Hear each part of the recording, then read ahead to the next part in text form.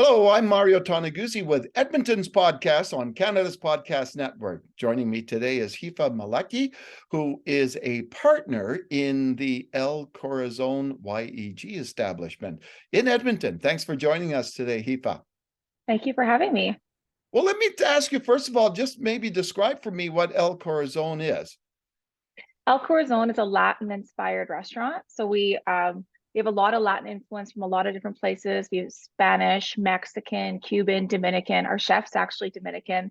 And so we really wanted to bring a lot of fun and flair and energy from the Latin culture and, bring it in a great and beautiful environment in Edmonton. All right, and how did this come about? Like, I know your background. You've been involved in other kind of restaurant establishments, and you've also been in the fitness industry. How did you come to become an owner of a restaurant? It's actually a pretty funny story. So, I hate to go back because it's going to take everyone into the PTSD of COVID. But in March 2020, everything closed down, and I was, working with Orangetheory, and we had just closed 115 locations. So, that was pretty traumatizing and a lot of work. And one Yeah. of my really good friends reaches out to me in April when everything is shut down. No one knows what the future looks like, and he goes, there's this really great opportunity for us to open a restaurant. And I literally were on Zoom and I'm like, you're actually a crazy person. That's not happening. Like, no one knows what the world is going to look like. Like, he's a dreamer. We'll call it first. He's a dreamer. So I said, I don't think it's something that I can do right now because, I'm focused on fitness and I don't know what the world is going to look like. But, I'll help you with the business plan. Happy to help put it together. And I feel like he saw a little bit of a glimmer and he just held on to that until it shined really bright. So I feel like I got kind of pressured and bullied through the business plan to really leave what I was doing. But the reality is that as we were building that plan and working together, there are two things that I really saw. One was a really great business, really great idea, something that, Edmonton doesn't really have. And I mean, for myself, I was in the hospitality industry for 15 plus years prior to stepping into fitness and development. And I thought I would never go back. And as I'm building it, it's like that my heart started to beat faster every time I would, work on that project. Then the other part of it was, I've always helped business owners. I mean, I've been in franchising for 11 years prior to stepping into this project and helped entrepreneurs really bring something to life and always wanted to do something. And working with Percy on the project, I thought this is my opportunity because I have someone that I really trust that really knows their stuff. And so I felt like it had really good synergy for me to comfortably and confidently, even through COVID, step out and work on something special. So when did you actually open? We opened April 7th Of of 2022. of 2022. Okay, then. Yeah. And obviously, you know what, we're still dealing with stuff at that time. What were the major challenges of opening and starting a new business during a so-called pandemic? I mean, there was a lot of challenges. One was our open date kept getting pushed, our construction date kept getting pushed. Yeah. The procurement of any goods that were custom, like millwork, and even trying to get a cooler was really tough. Sorry, I'm just going to be 1 second. I'm so sorry. Just 1 second. Yeah. Sorry about this.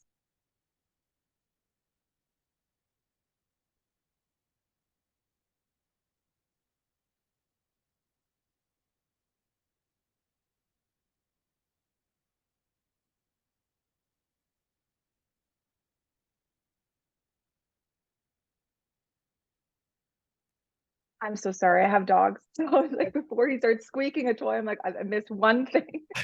No worries. Um, Sorry about that. So the joys of you know, just trying to procure anything and purchase anything. I mean, even just we had a significant delay just getting something as simple as a cooler, right? So it's Yeah. just as soon as things started opening up, I feel like a lot of other entrepreneurs were jumping at the opportunity. There just wasn't enough goods because manufacturing stopped for a lot of industries. So that really caused a lot of delays. Now, when you mentioned the concept that, you know, Latin flavored and Latin inspired, are you Latin? I'm not Latin, I'm Iranian. Oh, okay. So Yeah. it begs the question, right? Why this Well, line of food then? Why Latin? Well, there's a few things. Percy actually was a part owner of a nightclub and lounge in Tulum for a few years, so he has a little bit of experience, and exposure actually from with the Mexican market. Okay. And for myself, I was really lucky. I mean, Orangetheory's head office is in Florida. And so I had the benefit of going there a lot. And one thing that's so, I feel, attractive and vibrant about Florida, other than the weather, is there is such an incredible Latin influence everywhere. There are Yeah. Mexican restaurants and Peruvian restaurants. And even if you go to just a regular restaurant, all American, you still see that Latin influence. It's also really energetic. The flavors are amazing. You work a lot more with fresh ingredients. And for us, we're really, we try to eat really healthy. And I mean, you don't always have time in business to go home and make a dinner. So we wanted to open something that also had the ability, through the use of ingredients, to really offer something fresh and kind of guilt-free in a sense. And we felt that with Latin food, we could really do that. And it's very diverse. Rather than just opening a Mexican restaurant, being able to open Latin and bring influences and flavors and dishes from all over, like all these other Latin places, really gave us a bit more range. Oh, interesting. And just out of curiosity, where are you located in Edmonton? We're at El Corazon's located in the West Block building. It's on 141st Street and Stony Plain Road. Okay, and what kind of neighborhood is that? It's one of my favorite neighborhoods because I grew up in it. So it's actually in the Glenora neighborhood. It's very Yeah. close to Crestwood and Grosvenor and Westmount area. So we're actually right in the Glenora area. I actually lived in Glenora. My mom lives in Glenora. I lived in Grosvenor. My sister lives in Crestwood. So very familiar with that area. Oh, wonderful.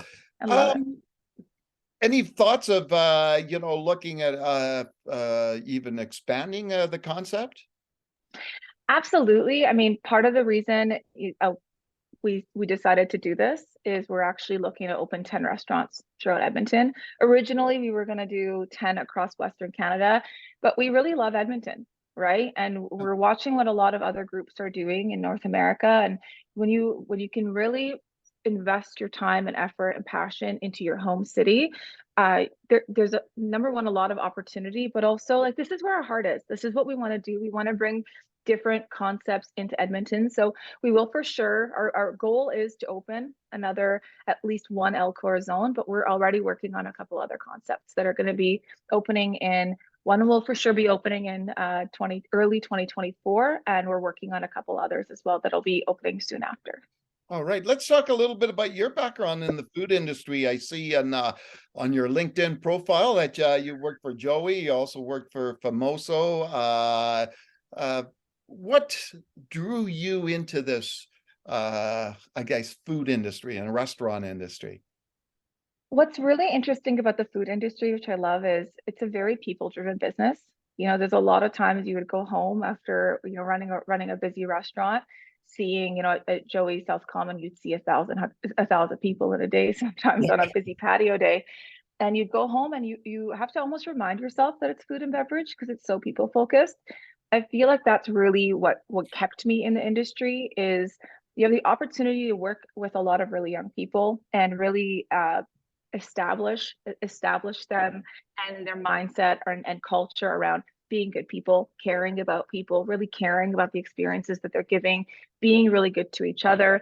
I mean, at some points, you'd have 200 staff that you're managing, and in order to really retain them and also drive sales and culture, you have to spend the time making sure that people are happy and they feel cared for and appreciated in order for them to deliver that same with the rest of the staff as well as the guests.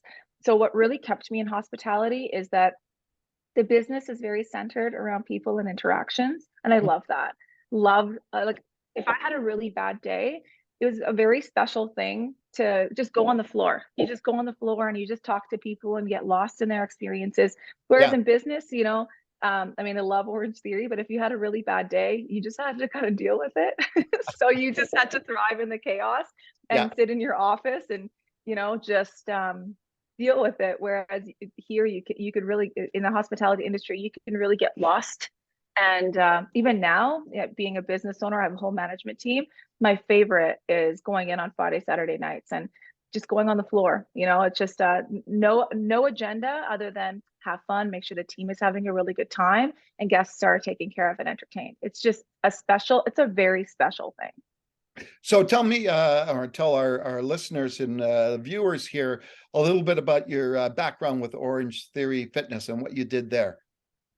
Well, I started with Orangetheory in 2015 when there was just about 10 locations, and our head office, I always laugh, was actually the back storage room of one of the locations in Edmonton.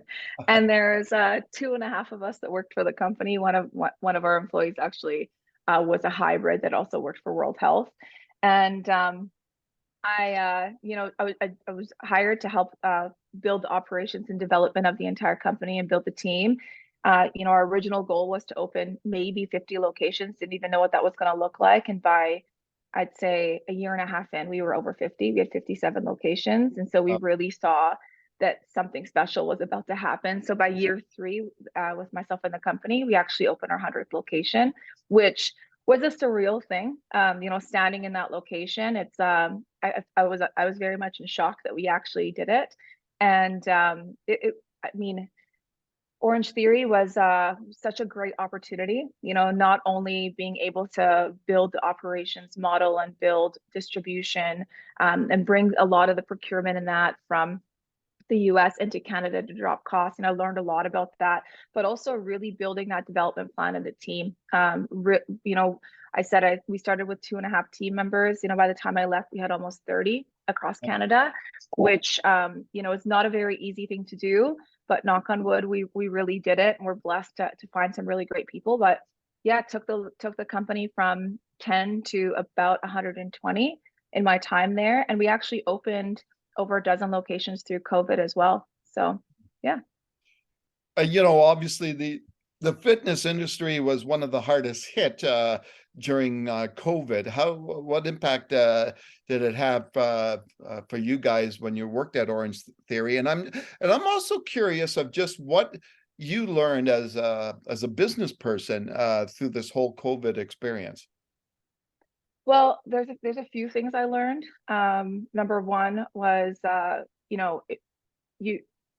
that became a pivotal moment. I've always cared about people. I feel like even if you were to ask any of the franchisees that worked with me, I was someone that really did support them and care about them. And if they called, I answered.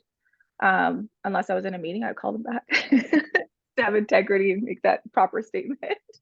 But really through COVID, the level of care you had to have for not only just the businesses, but the humans that were behind it. People were starting to lose their homes, not being able to feed themselves and feed their kids, and putting everything that they had in it. So what I really learned was you had to be really selfless as someone running an organization at that magnitude.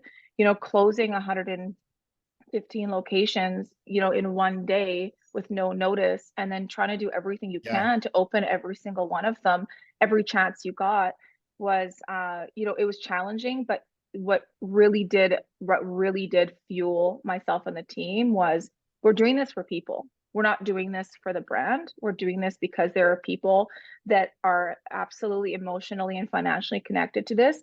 And this is our responsibility. So really, I felt that it was the first time I really understood what it meant to be an owner, because I had to fight so hard for them constantly every single day. Yeah.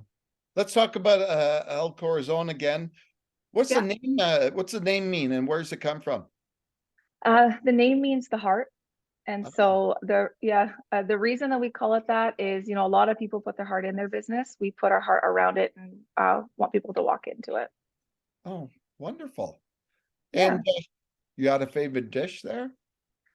Oh my gosh, I have quite a few favorite dishes. The staff would absolutely advocate that I love the Kalamata and green olive tapenade. I absolutely love it. I am a sucker for olives. If I ever walk in anywhere, in any restaurant, not just anywhere random, if I see olives on the menu, I am eating the olives. It's just gonna happen. You and me. I'm obsessed. My guilty pleasure is the Argentinian provoleta. It's smoked mozza and smoked provolone marinated in chimichurri and then baked. So it's delicious and cheesy and kind of citrusy, and it's served with chapa bread. It is absolutely amazing. Okay, Big now deal. I'm Yeah. really ticked off at myself because I had my wife and I came to Edmonton, I think 4 times last summer. I wish I would have known that you guys were open, but next summer for sure. Well, now you're coming and you're gonna try some delicious cocktails, and I'm gonna feed you. I'm gonna feed you until you have to crawl out. We have to roll you out of the restaurant in a wagon. So Hifa, did you grew up in Edmonton? I did, yeah. We left Iran when I was about a year and a half. We were Oh, refugees. We were in oh, Pakistan. Yeah, we were in Pakistan for a year and a half, and then we actually got sent to Edmonton because my dad's a machinist, and there's a big oil boom. So as refugees, I mean, our families all got split all over the world, and we were the only ones that were sent to Edmonton. And I've grown up in Edmonton ever since. So it's been a really happy 36 years, and I will never leave. what did you want to do when you grew up? Uh, Not I originally, Probably not I be a mean, restaurant owner, right? Okay. I mean, I used when I was little, I wanted to be a paleontologist. You Oh know, wow. oh yeah, I was like obsessed with dinosaurs. I still am. I'm that weird friend everyone sends dinosaur memes to and buys dinosaur stuff for, but and I'm grown, but it's okay. It's a healthy passion. But I wanted to be a lawyer. Oh wow. And yeah, I wanted to help people through law as much as I could. And I feel like in franchising, I got to live that. I felt like I had to be a lawyer with all the agreements and that. But yeah, it's what I wanted to do when I grew up. Now, being obviously an entrepreneur like yourself right now, it's a busy time. Your business is always on your mind. As an entrepreneur, I'm just curious. How do you find that work-life balance? What do you do for work-life balance? Well, for myself, my perspective is this: if you love what you do, work doesn't feel like work. And for anyone that knows me, it's always how when I worked at Joey, it was how's Joey? Not how are you? I was always a second to business and Orangetheory, how's OTF? And then it's like, oh yeah, how are you? I'm good actually. Thanks for asking. And so, but I take a lot of pride in that. I really when I do something, I like to throw myself into it. And what I do for myself is I spend 30 minutes minimum a day, whether it's, if I'm cooking a really great meal or I'm working out. I really believe in that active self-medication and self-care, 30 minutes a day. I No matter what, and people know, I mean, if I get home at midnight from a busy day at the restaurant, I'm running on the treadmill for 30 minutes. Uh-huh. It's just what's happening. It doesn't matter if it's 5 a.m., it doesn't matter if it's midnight or 1 a.m. Yeah. We'll spend that 30 minutes no matter what. You need that recharge. And Yeah. that's what kind of fuels me to just stay as busy as I need to be. Oh, wonderful. All right. Well, thanks a lot, Hifa, for joining us today. Thank you so much for having me. It's so nice chatting with you. Okay. And I will definitely call you when come to Edmonton this You summer. have to. I'm going to hold you to it. Okay, wonderful. That was Hifa Maleki, owner and partner with El Corazon YEG. I'm Mario Toneguzzi. This has been Edmonton's podcast on Canada's Podcast Network. Thanks for joining us today.